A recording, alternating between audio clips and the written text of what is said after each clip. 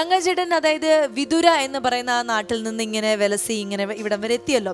അപ്പൊ ഇപ്പോ ആ നാട്ടുകാരൊക്കെ തങ്കച്ചേട്ടനെ കാണുമ്പോ എന്താണ് അവരുടെ ശരിക്കും അവരുടെ അഭിപ്രായം എന്താണ്? അഭിപ്രായം മാറത്തക്ക രീതിയിലൊന്നും നമ്മൾ ആയിട്ടില്ല.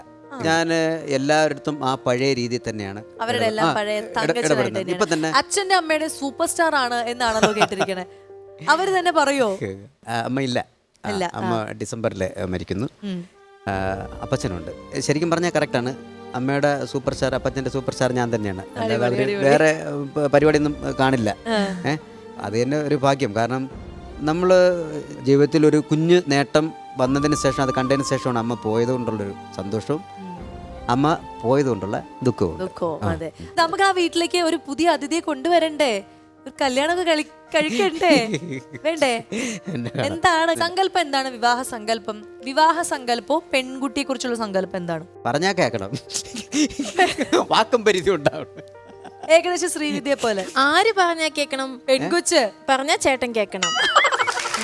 അല്ല കണ്ട, മനസ്സിലായോ? ഇപ്പൊ റൂട്ട് മനസ്സിലായോ? ഞാൻ പറഞ്ഞെന്നറിഞ്ഞാൽ ഞാൻ നമ്മൾ പറയുന്നില്ലേ, ഞാൻ പറഞ്ഞാൽ കേൾക്കണം. ആ കുട്ടി കേൾക്കണം. അതായത് തങ്കച്ചേട്ടൻ പറയാണ്, മോളെ ഒന്ന് ഇങ്ങോട്ട് വാന്ന് പറഞ്ഞു കഴിഞ്ഞാൽ പോടാ എന്ന് പറയരുത്. കേൾവി ശക്തിയുള്ള ഒരാളായി. ശരി, അതൊരു ENT കൊണ്ടുവന്ന് കാണിച്ച തീരത്തെ കേസല്ലേ ഉള്ളൂ. ഇല്ല ഏട്ടാ, എനിക്ക് ചെറിയ കുറവുണ്ട്. എത്ര കാണിച്ചതാണ്? എനിക്കറിയാം 2 വോൾട്ട് പ്രശ്നം ഉണ്ടെന്ന് എനിക്കറിയാം. ഗുളിക കഴിക്കുന്നു എനിക്കറിയാം. നമുക്കൊരു കാര്യം ചെയ്യാം, അതിന് നമുക്ക് മരുന്ന് ഒപ്പിക്കാം. ഒരു കലാകാരി ആവണം എന്നുണ്ടോ? അത് അങ്ങനെ കിട്ടിയതിന് വളരെ സന്തോഷം. ചേട്ടന്റെ പ്രോഗ്രാം ആങ്കർ ചെയ്യാൻ ഒരു കേപ്പബിൾ ആയിട്ടുള്ള പെൺകുട്ടിയാണെങ്കിലോ? അതെന്നാ ചേച്ചി ഉദ്ദേശിച്ചേ? എന്താണ് മനസ്സിലായില്ലേ? എനിക്കറിയാം. ഈ മമ്മട്ടിയും പിക്കാസും കൊണ്ട് വെട്ടിക്കൊണ്ടു പോകുന്ന വഴി എനിക്ക് അറിയാം. പിടിച്ചോ? ഇത് എങ്ങോട്ട് കൊണ്ടുപോകുന്ന വഴിയാണെന്ന് എനിക്കറിയാം. ഞാനൊന്നും ഉദ്ദേശിച്ചില്ല, പക്ഷെ ഞങ്ങളെല്ലാം ഉദ്ദേശിച്ചു. അപ്പൊ അതൊന്നും വേണ്ട. വളരെ വീട്ടിലിങ്ങനെ ഇരിക്കുന്ന നല്ലൊരു പെൺകുട്ടിയാണ് ഇഷ്ടം. എന്നെ മനസ്സിലാക്കുക. അത് ടാസ്കാ. അതെന്താ തങ്കച്ചേട്ടൻ മനസ്സിലാക്കാൻ പറ്റില്ല? അതെന്താ തങ്കച്ചേട്ടൻ എന്താണ് ഒരു കുഴപ്പം?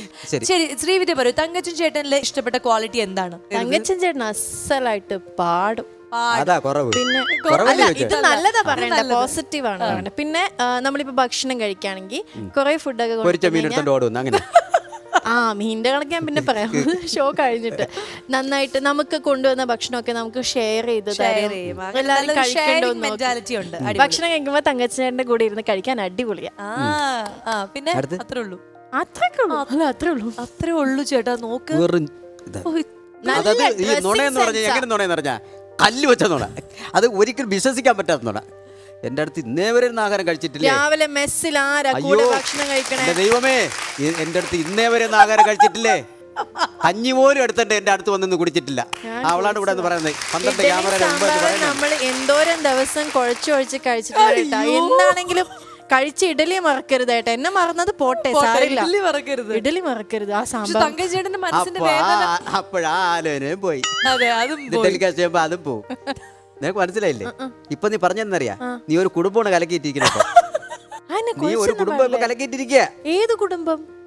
നീ ഇപ്പൊ പറഞ്ഞില്ലേ, നമ്മൾ കുഴച്ച് ഒരു കസാരയിലൊന്ന് വാരി തിന്നു. നീ പറഞ്ഞില്ലേ ശ്രീവിദ്യയും തങ്കച്ചേട്ടനും ഒരുമിച്ച് ഇഡലി കുഴച്ച് കഴിച്ചു എന്നല്ല അവര് വിചാരിക്കും. ഇഡലിയെ കഴിച്ചുള്ളൂ ചേച്ചി, കല്യാണം ഒന്നും കഴിച്ചില്ലല്ലോ.